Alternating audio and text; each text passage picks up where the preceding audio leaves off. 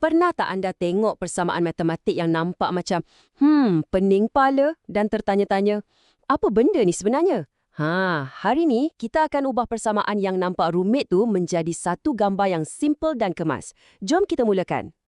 Okey, ini dia misi kita. Kita nak lakarkan graf untuk persamaan f of x sama dengan x kuasa 2 tolak x tolak 12. Nampak macam banyak nombor kan? Jangan risau, kita akan pecahkan benda ni satu persatu sama-sama.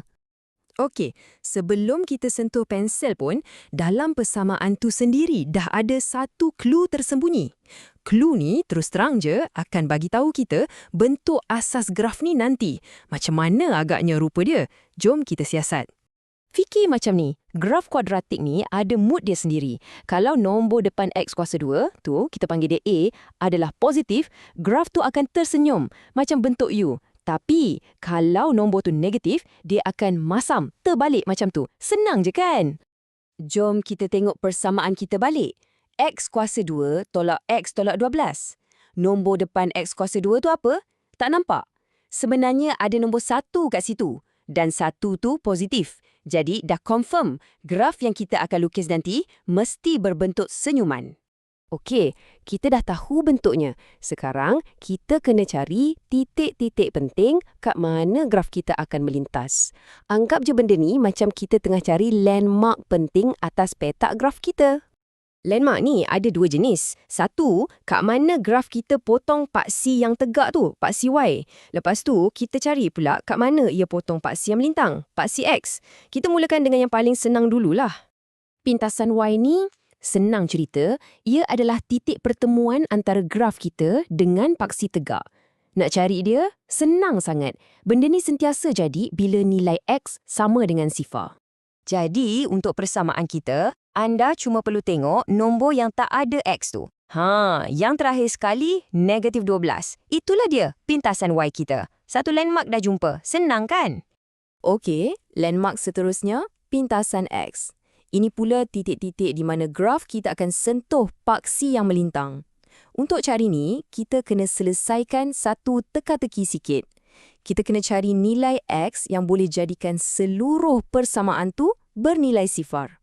Macam nasihat Cikgu Abdullah, cara paling praktikal untuk mula ialah buat 2 bracket siap-siap. Ini persediaan kita untuk proses pemfaktoran. Bila kita faktorkan, persamaan kita akan jadi X tambah 3 darab X tolak 4. Dari sini, kita dapat 2 jawapan untuk X, negatif 3 dan positif 4. Dan boom! Itulah 2 pintasan X kita. 2 lagi landmark berjaya ditemui. Mantap! Kita dah ada bentuk, kita dah ada titik-titik penting. Sekarang, tinggal satu lagi benda terakhir untuk pastikan lakaran kita ni betul-betul cun.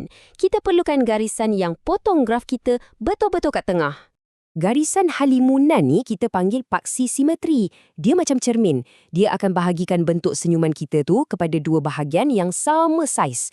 Paling best, garisan ni akan tunjukkan kita kat mana lekatnya titik paling bawah lengkung kita tu. Dan cara nak cari garisan ni senang gila. Kita cuma perlu cari titik tengah antara 2 pintasan X yang kita dah jumpa tadi. Jadi, kita ambil negatif 3 tambah 4, lepas tu bahagikan dengan 2. Dan jawapannya ialah 0.5. Maksudnya paksi simetri kita, iaitu bahagian paling rendah graf kita, terletak betul-betul pada garisan X sama dengan 0.5. Baiklah, semua kepingan puzzle dah ada. Kita dah ada bentuk, kita dah ada semua landmark penting dan kita dah tahu mana tengah-tengah dia. Sekarang, masanya untuk kita cantumkan semua ni jadi satu gambar yang lengkap. Kita mulakan dengan kanvas kosong kita, paksi X dan Y. Dah sedia nak melukis? Okey, pertama sekali kita plot landmark pertama kita. Ingat tak pintasan Y? Kita tandakan dekat bawah sana pada negatif 12. Seterusnya, kita letak pula 2 pintasan X kita tu atas paksi melintang. Satu dekat negatif 3 dan satu lagi dekat positif 4. Nampak tak? Gambarnya dah mula terbentuk. Dan langkah terakhir, kita cuma perlu sambungkan ketiga-tiga titik ni dengan satu lengkung yang licin dan cantik. Jadilah bentuk senyuman kita. Cuba perhatikan, titik yang paling bawah tu ngam-ngam sejajar dengan paksi simetri kita pada X sama dengan 0.5. Perfect kan? Jadi, jom kita imbas balik apa yang kita dah buat. Kita mula dengan tahu bentuknya senyum, lepas tu kita jumpa landmark dia, potong paksi Y dekat -12 dan paksi X dekat -3 dan 4.